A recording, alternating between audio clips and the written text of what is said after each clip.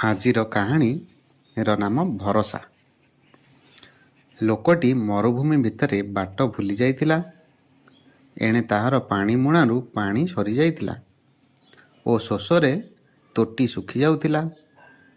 ସେ ଜାଣିପାରୁଥିଲା ଯେ ସେ ଭୁଲ ବାଟରେ ଚାଲି ଆସିଛି।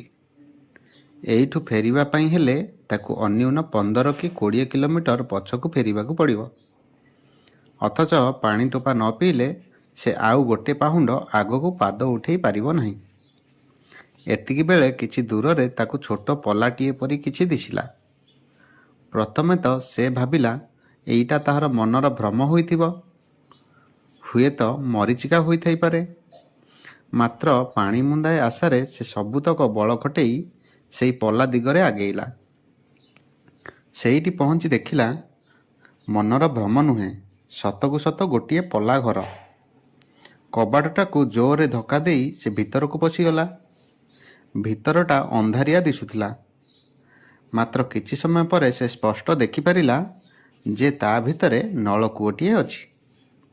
ସେଇ ନଳକୂଅଟାକୁ ଖରା ଓ ବାଲିଝଡ଼ରୁ ରକ୍ଷା କରିବା ଲାଗି ସାନ ପଲାଟିଏ ତିଆରି ହୋଇଛି।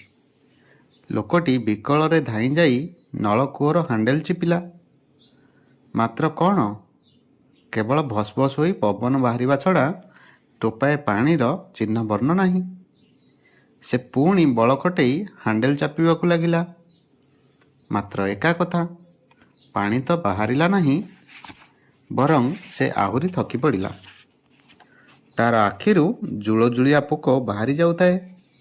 ମନେ ହେଉଥାଏ ଯେ ସେ ଆଉ ଟିକକରେ ମରିଯିବ। ବ୍ୟସ୍ତ ହୋଇ ସେ ଚାରିଦିଗକୁ ଚାହିଁଲା। ସେତିକି ବେଳେ ସେଇ ପଲା ଘରର ଗୋଟିଏ କୋଣରେ ପାଣି ଭର୍ତ୍ତି ବୋତଲଟିଏ ସେ ଦେଖିଲା। ବୋତଲର ମୁହଁରେ ସୋଲ ଠିପିରେ ଭଲ କରି ବନ୍ଦ କରାଯାଇଥିଲା, ଯେମିତି ବାଷ୍ପ ହୋଇ ପାଣିତକ ଉଡ଼ି ନ ଯାଏ। ସେ ବୋତଲଟି ଉଠେଇ ଆଣିଲା। ତା ତଳେ ଖଣ୍ଡିଏ କାଗଜରେ ଲେଖାଥିଲା, ଏଇ ପାଣିକୁ ହ୍ୟାଣ୍ଡପମ୍ପ କାର୍ଯ୍ୟକ୍ଷମ କରିବାରେ ବ୍ୟବହାର କରନ୍ତୁ। ଯିବା ଆଗରୁ ବୋତଲଟିରେ ପାଣି ଭରି ରଖିଯିବାକୁ ଭୁଲନ୍ତୁ ନାହିଁ। ଏବେ ଲୋକଟି ମନରେ ଦ୍ୱନ୍ଦ୍ୱ। କାଗଜରେ ଲେଖା ନିର୍ଦ୍ଦେଶକୁ ପାଳନ କରିବାରେ ତାର ଆପତ୍ତି ନଥିଲା। ମାତ୍ର ଏତକ ପାଣି ଢାଳିବା ପରେ ଯଦି ନଳକୂପରୁ ପାଣି ନ ବାହାରେ ତାହେଲେ କ'ଣ ହେବ? ଏତକ ପାଣି ଢାଳି ନ ଦେଇ ପିଇଦେଲେ ବରଂ ତାର ଜୀବନ ବଞ୍ଚିଯିବ।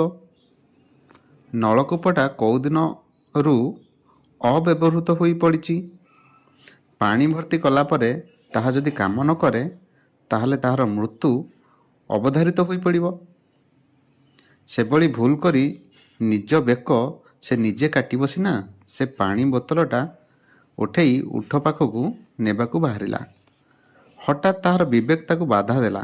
ଭାବିଲା, କାଳେ ଯଦି କାଗଜରେ ଲେଖା କଥାଟି ସତ ହୋଇଥିବ, ତାହେଲେ ସେ ନିଜେ ପାଣି ପାଇପାରିବ, ଭବିଷ୍ୟତ ପାଇଁ ମଧ୍ୟ ବୋତଲରେ ପାଣି ରଖିଦେଇ ଯାଇପାରିବ। ବୋତଲର ପାଣିତକ ପିଇଦେଲେ ସେ ସମ୍ଭାବନାଟି ଚିରଦିନ ଲାଗି ମରିଯିବ। ସେ ନିଜର ଶୋଷକୁ ଚାପି ରଖି ଗୋଟିଏ ହାତରେ ବୋତଲରୁ ପାଣିତକ ନଳକୂପର ଉପର ଫାଙ୍କରେ ଢାଳିଲା। ଆର ହାତର ହାଣ୍ଡେଲ ଚାପି ଚାଲିଲା। ଆଖି ବୁଜି ଦେଇ ଈଶ୍ୱରଙ୍କୁ ପ୍ରାର୍ଥନା କରୁଥାଏ, ହେ ପ୍ରଭୁ, ମୋତେ ବଞ୍ଚାଅ। ଆଶ୍ଚର୍ଯ୍ୟ!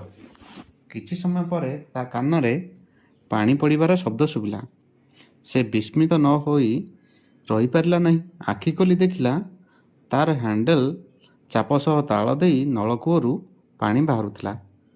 ଲୋକଟି ମନ ଭରି ପାଣି ପିଇଲା ଓ ନିଜର ଲମ୍ବା ଚମଡ଼ା ପାଣି ମୁଣାରେ ପାଣି ଭର୍ତ୍ତି କଲା। ଏତକ କରିବା ପରେ ସେ ବୋତଲେ ପାଣି ଭର୍ତ୍ତି କରି ତା ମୁହଁକୁ ଠିପିରେ ବନ୍ଦ କଲା ଓ ପୁରୁଣା କାଗଜ ଖଣ୍ଡକ ତାହା ତଳେ ଆଗରୁ ଯେମିତି ଥିଲା ସେମିତି ରଖିଦେଲା। କବାଟ ବନ୍ଦ କରି ସେ ବାହାରକୁ ଚାଲି ଆସୁଥିଲା। ହଠାତ୍ ଫେରିଯାଇ ପ୍ୟାକେଟରୁ ପେନସିଲ କାଢ଼ିଲା ଓ ସେଇ କାଗଜରେ ଅଧିକ ଧାଡ଼ିଟିଏ ଯୋଡ଼ିଲା, ଭରସା ରଖ, ଏ ନଳକୂପ ତୁମକୁ ପାଣି ଦେବ। ଏହାପରେ ଲୋକଟି ବଡ଼ ବଡ଼ ପାହୁଣ୍ଡ ପକେଇ ନିଜ ରାସ୍ତାରେ ବାହାରିଗଲା। ଯଦି ଆପଣଙ୍କୁ ଏ ଗପଟି ଭଲ ଲାଗିଥାଏ, ଚ୍ୟାନେଲଟିକୁ ଲାଇକ୍, ସବସ୍କ୍ରାଇବ୍ ଆଉ ସେୟାର କରନ୍ତୁ। ଧନ୍ୟବାଦ।